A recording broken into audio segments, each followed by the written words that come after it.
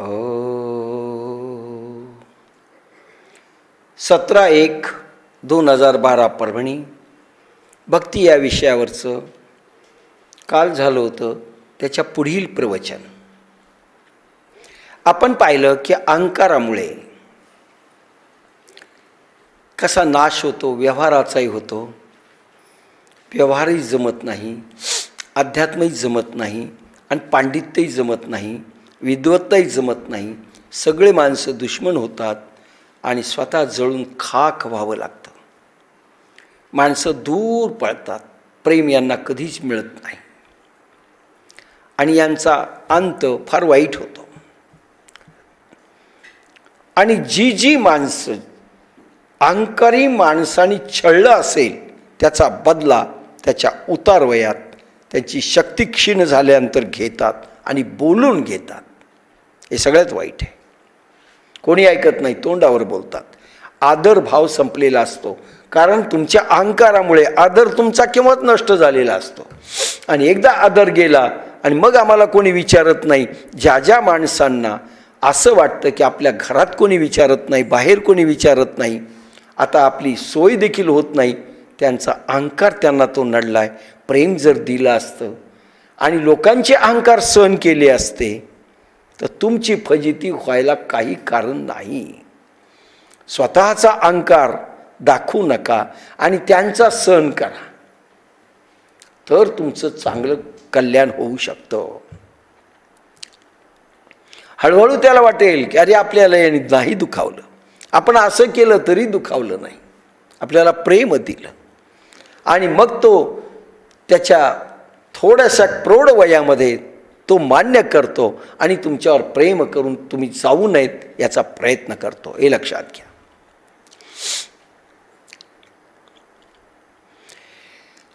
आता आपण पाहिलं ज्ञानयोगात स्वतः उरतो, भक्तियोगात परमेश्वर उरतो. हा भाग पाहिला. भगवान पतंजली, महावीर हे ध्यानाकडून बुद्ध प्रेमाभक्तीकडे गेले. वेळ लागला. चैतन्य महाप्रभू, मीरा, सुफी संत हे डायरेक्ट प्रेमाकडून ध्यानाकडे गेले, उलट गेले म्हणून वेळ कमी लागला, फार बसावं लागलं नाही आणि दोघांची ताकद सारखी झाली. लक्षात घ्या, एकही सुदभर कमी नाही. इथपर्यंत आपलं झालं होतं. आणि ध्यानातून प्रेमात जायचं असेल तर सडे असले पाहिजे. जे सडे जे देखिले ध्यान कासे लाविले, असं ज्ञानेश्वरांनी 6व्या अध्यायात 12व्या अध्यायात सांगितलंय. सडे जे देखिले म्हणजे तुम्हाला ध्यानात जायचं असेल तर महावीरांनी सगळं सोडलं होतं, बुद्धांनी सगळं सोडलं. सडे, ज्याला व्यवहारी भाषेत संड म्हणतो. आमचा कोणाशी लागे बांधे नाहीत, काय नाही, कौन किसका मान कौन किसका बाप, चालले निघून. सडे जे देखिले, ज्यांनी सगळे पाश तोडलेत, लाग आणि माग दोन्ही तोडून टाकलेत, त्याला सडे म्हणतात. एकदम ध्यान त्यांचं काही मध्ये येतच नाही, आसक्तीच येत नाही, सगळं सोडले, पाश दोर तोडलेत, पण विरक्त झालेत. पण मरुभूमी आहे. शारीरिक पाश तोडले, संसारिक पाश तोडले, ते ध्यानातून जाऊ शकतात. म्हणून महावीर आत्म्यालाच परमात्मा मानतात. माझा आत्माच परमात्मा आहे, चूक काही नाही, कारण त्यांचा रिप्रेझेंटेटिव्ह आहे. जलालुद्दीन ऋषीची एक कविता आहे. एक प्रेयसी होती आणि हा गेला. प्रेमिका, गाव लागलं तिचं. दरवाजा ठोठावला रात्री. आपण आपल्या जी एक लहानपणी प्रेयसी होती तिच्या दरवाजा ठोठावला. तिने विचारलं कोण आहे? तो मला मैं हूँ म्हणलं की तीन दरवाजा उघडला नाही. आणि मग म्हटलं मी तुझा प्रेमी आहे. खबर आली जोपर्यंत तू आहेस तोपर्यंत दरवाजा उघडणार नाही, मी आहे असं म्हणला ना तो. ती मधून काय म्हणली, जोपर्यंत तू आहेस तोपर्यंत दरवाजा उघडणार नाही. वाईट वाटलं, गेला.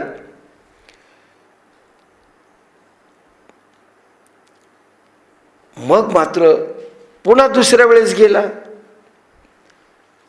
आणि पुन्हा गेला. कोण आहे? मी आहे म्हणला. ते म्हणे जोपर्यंत तू आहे तोपर्यंत नाही. म्हणजे अहंकार, स्व जागा आहे. पुन्हा गेला, पुन्हा काही दिवसांनी आला. म्हणले दरवाजा उघड. कोण आहे? म्हणे तू आहेस. आता भाव बदललेत. मै नाही तूही, तू आहेस म्हणले की तिने दरवाजा उघडला. म्हणजे अगोदर का नाही उघडला होता? तुझा अहंकार शिल्लक होता म्हणले. आता खरं तू परमेश्वराच्या स्वरूपात गेलास. तू सगळं जग परमेश्वराचं आहे, मी नाही. मीपणाचं अहंकार संपला, तीन दरवाजा उघडला. ही जलालुद्दीन ऋषीची कविता आहे. तुम्ही जर स्वतःला शिल्लक ठेवले तर दरवाजा प्रभूचा उघडत नाही. प्रभूचा म्हणजे प्रियसीचा दरवाजा त्याच वेळेस उघडला जातो. प्रभू सारख्या प्रियसीचा दरवाजा की ज्यावेळेस तुमचं तू पण संपलंय, मी पण संपलंय आणि परमेश्वरा तूच आहेस, हा भाव निर्माण होतो. तेव्हा दरवाजा प्रभूचा उघडतो भक्तीमध्ये. ध्यानीला दुसऱ्यापासून मुक्ती पाहिजे आणि प्रेमीला स्वतःपासून पाहिजे. लक्षात घ्या. ध्यानातून प्रेमाकडे जाणारे त्याला कोणापासून मुक्ती पाहिजे? ध्यानामध्ये दुसऱ्यापासून मुक्ती पाहिजे. म्हणून आईला सोडलं, बापाला सोडलं, बुद्धांनी, महावीरांनी सगळ्याला सोडलं. कारण त्यांना दुसऱ्यापासून मुक्ती पाहिजे आणि वनात जाऊन राहिले, जंगलामध्ये राहिले. अरे उलट महावीरांना छळलं पोरांनी. दगड मारायचे, दगडासारखी बसलेले दिसले, काही काठ्या टोचायचे, थोडं रक्तबंबाळ झाले. काही पोरांनी जाऊन शिकायत केली की काही गुराखी पोरं असे महावीरांना छळतायत. सरपंच त्या काळात कोण असतील गावचे, सगळे आले. म्हणजे एक साधू इथं तपश्चर्या करायला, आपले पोरं त्रास देत आहेत. त्यांना समाधीतून खाली आलेले पाहिलं. म्हणले आम्ही तुम्हाला झोपडं बांधून देतो, नाही घर बांधून देतो, तुमची व्यवस्था करतो, त्या टाग्या पोऱ्यांना हे करतो. हसले फक्त. काही नको, धन्यवाद, मला काही नको. ऊन पाऊस सगळं तुम्ही सहन करताय. कारण त्यांना दुसऱ्यापासून मुक्ती पाहिजे. नौकर नको, काही नको, पैसा नको. पैसा नको का म्हणतात? हे दुसऱ्या वस्तूपासून अवलंबित नकोच आम्हाला. सोने रुपये आम्हा मृतिके समान. दुसऱ्यापासून मुक्ती, वस्तूपासून मुक्ती, विषयापासून मुक्ती. संसार हा प्रभुमय आहे आणि तो आनंद उपभोगायचा ही वृत्ती नाही आहे. उलट विरक्त भाव, वैराग्य भाव काही संतांनी जोपासला. प्रत्येकाने जोपासावा असं नाही. यांना मुक्ती पाहिजे दुसऱ्यापासून. प्रेमीला स्वतःपासून पाहिजे. त्याला स्वतःपासून मुक्ती पाहिजे. त्याला परमेश्वर हवा आहे. मी पण माझं संपलं पाहिजे या भावात आहे.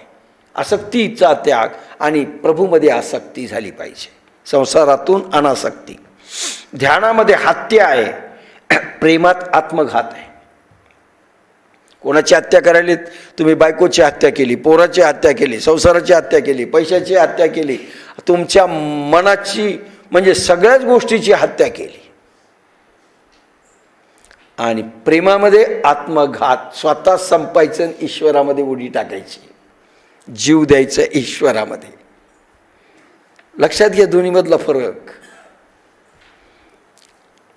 मार्ग निवडताना प्रेम तुमचा प्रवाह असेल, पण प्रेमधारा अंतरात उठत नसतील तर प्रयत्न केला तरी बसून जातात. काय? ध्यानामध्ये हत्या आहे, प्रेमात आत्मघात आहे. मार्ग निवडताना प्रेम तुमचा प्रवाह असेल, केवळ प्रवाह. प्रवाह कसा असतो? व्यवहारात वागत असताना कोणी कसंही वागो, कोणाही जीवाचा न घडो मत्सर. नाही, आमचं फलानी व्यक्ती दिसली की आपल्याला राग येतो. आज आणि त्यांनी सांगितलं, काही लोकांविषयी मला जे आधी असूया वाटत होती, थोडा राग येत होता, तो आता निवळला आहे या प्रयोगामध्ये. लक्षात घ्या, कबूल करतात माणसं प्रेमात. मार्ग निवडताना प्रेम तुमचा प्रवाह असेल. कोण कसं वागतं तुमचा संबंध नाही. गंगा जाते का घरोघर? अलाहाबादमधून मी चालले, मूर्खांनो या या या बोलवते. बरं द्वेष करते का? अलाहाबादचे लोक त्याच्यावर जात नाहीत, आपण जातो त्या घाटावर स्नानाला, जात नाहीत. पण गंगेने द्वेष केला का? गंगा प्रेममयी गंगा, अमृतधारा प्रभुचरणातून निघाल्यात आणि भगवंताच्या कृष्णाच्या नखातून निघालेली गंगा, आणि ती धारण केली भगवान शंभूनी आपल्या जटेमध्ये आणि ती प्रवाहित केली. लक्षात घ्या, ती गंगा म्हणत नाही कोणी नाही केलं तर.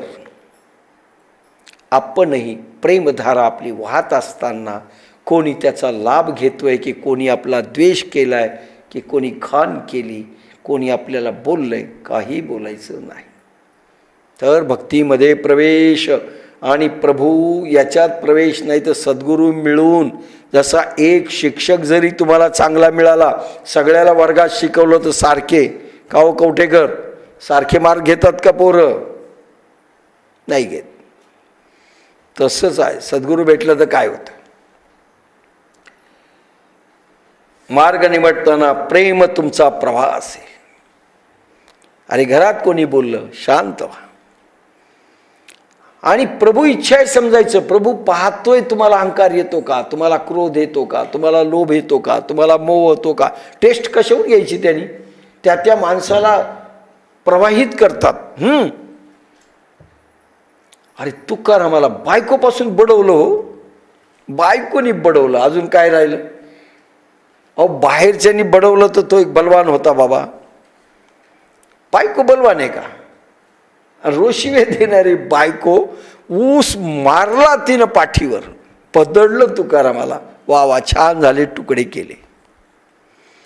कोणी दिली बुद्धी? जिजाबाईंना बुद्धी कोणी दिली? त्यांनी दिली पांडुरंगाने. बदड याला, पाहू बरं याला राग येतो का? का नाही बदलणार? अरे शिवाजीनं सगळे जड जवाहीर पाठवले होते आणि ते येण्याच्या आज सगळ्यांनी घातले अंगावर.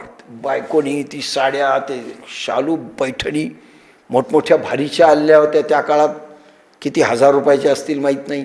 त्या पैठणी ते सगळे, ती गणती म्हणले आपलं घर बदललं काय, बायको बदलली काय? स्वतःला चिमटा गेला, स्वप्न तर पाहत नाहीत. पोरांनी दागिने घातलेत, नाचायलेत, कपडे घातलेत. कुठून आणले? मला शिवाजीनं पाठवलं. वापस करा. सांगा बरं कुठल्या बायकोला चांगलं वाटेल? भिकाऱ्यासारखं जीवन. आणि वापस करा. काही शिष्य नव्हते. फक्त अलाउड कोणाचं आहे? पात्र शिष्य आणि प्रेम ज्याचं असेल त्या शिष्याचं गाव. सगळ्यांचं नाही, समाजाकडून घेणं नाही. ती भीक झाली. समाजाकडनं हात नाही पसरायचा, बाकी काही नाही. समाज नाही, इतर लोक नाही आणि कुठलेही शिष्य नाही. बाबासाहेबांनी आम्हालाही अलाउड केलं, पण म्हणले प्रेम ज्यांचं असेल त्यांचं घ्या. आणि एक त्यांनी सांगितलं बाप्पासाहेबांनी, त्याचंही ऋण फिटलं पाहिजे, घेतलं पाहिजे. पण शिष्यांचं, बाप्पासाहेब कोणाकडे नाही गेले, मांडवीकराकडे थांबले. आम्ही खूप आग्रह केला, बाप्पासाहेब एक वेळ या, एक महिना, 2 महिने राहा आमच्याकडे, आम्ही सगळी व्यवस्था करतो. बिलकुल येणार नाही म्हणजे. पाहायलाही आले नाही हो. निवळी गाव कसं आहे, राठोडचं कन्नड कसं आहे, नाही येणार. फक्त मामाकडे 1-2 दिवस गेले तर पुण्याला, आणि तिथे आग्रह खूप केला मी. बाप्पासाहेब आम्ही 3-3 महिने मला कोण सांभाळतं म्हणायचे. आम्ही म्हणायचं आम्ही सांभाळतो. आता तुमचं कुटुंब आहे, तुम्हाला वाटलं तितक्या दिवस राहा, पुन्हा दुसऱ्याकडे जा. राठोड, मी आणि शेखर तिघं आहेत तुम्हाला. नाही आले, पण आमचं घेतलं. आले नाहीत पण आमचं घेतलं. ते आमच्या घरातलं कोणाचंही विचारायचे. एखादं तूप जर आईने केलेलं असेल, अरे कांताने केलेलं नाही आहे, ताबडतोब ओळखायचे, तिच्या हातचं पाहिजे. म्हणजे इतकं प्रेम असेल. आम्ही घेत नव्हतो कोणाचं, अरे घ्या, प्रेमाचा अवेअर करू नका. प्रेम म्हणजे परमेश्वर, तो त्या माध्यमातनं देतो आणि तुम्ही अवेअर करता. आम्हाला त्यावेळेस फार वाईट वाटायचं, काय घ्यायचं. प्रेम तुमचा प्रवाह असेल, पण प्रत्येक धारेमध्ये तुमचा प्रवाह व्हायला पाहिजे. कोणी राग, कोणी वंदा अथवा निंदा, तुकारामाने सांगितलं, कोणी वंदा की कोणी निंदा करा. आमचा जो धंदा आहे तो चालू आहे, कोणी निंदा किंवा वंदा. विष्णुमय जग वैष्णवांचा धर्म, भेदाभेद भ्रम अमंगळ. ऐकाजी तुम्ही भक्त भागवत, कराल ते हित शुद्ध करा. कोणाही जीवाचा न घडो मत्सर, वर्म सर्वेश्वर पूजनाचे. अरे त्याने तुम्हाला दुःख दिलं, तो क्रोधाने बोलला, तो तुमचं नाही ऐकला, तुम्हाला राग आला, तरी त्याचा मत्सर करू नका आणि शांत राहून प्रेमाने पहा. तर वर्मेश सर्वेश्वर भगवान विश्वपतीची तुम्ही पूजा केली, साध्या देवाची नाही. एक एक तुमचं व्यवहारातलं वागणं पूजनीय, वंदनीय, आदरणीय देवाला झालं पाहिजे. काय तुमचं वागणं, तुमचे विचार, तुमच्या लहरी पूजनीय, वंदनीय. देवाला काय वाटतं हे पहा, त्याला काय वाटतं पाहू नका. देव पाहायलाय. मुंगीचे मनोगत ओळखे. मुंगीच्या पायातला घोंगराचा आवाजही त्याला ऐकू येतो म्हणे. आपल्या लहरी तो टिपतो. मनोलहरीचं तिथं चित्रण होतंय आपल्या. प्रेम तुमचा प्रवाह असावा, पण प्रेमधारा अंतरात उठत नसतील, प्रयत्न केला तरी बसून जात असतील, हृदयाची धडकन वाढली नसेल, भावधारा तुम्हाला पकडत नसतील, प्रगट होत नसतील, विचार आणि तर्कांच्या लहरीच उठत असतील, श्रद्धा घन होत नसेल, त्यांना ध्यानाकडे जावं लागेल. प्रेम मार्ग काय? व्यवहारातून सुरू होतो प्रेम मार्ग. आणि निर्व्याज प्रेम, निर्विषयी प्रेम, अनासक्त भावाने केलेलं प्रेम, निर्विषयी प्रेम, कामना रहित केलेलं प्रेम, ते तुम्हाला ईश्वराकडे घेऊन जात. मायादेवीच जाऊ देत नाही, ठोकते तिथेच. तुम्ही पोरावर प्रेम काही इच्छेनं केलं, संपलं. मायादेवी तुम्हाला जाऊ देत नाही, ध्यानही करू देत नाही. हो, कशाचं ध्यान?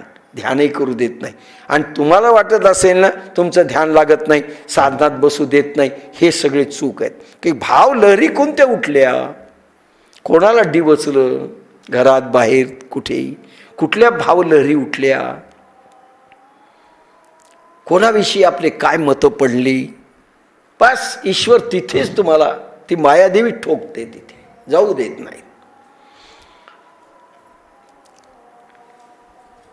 त्या प्रेमात वा.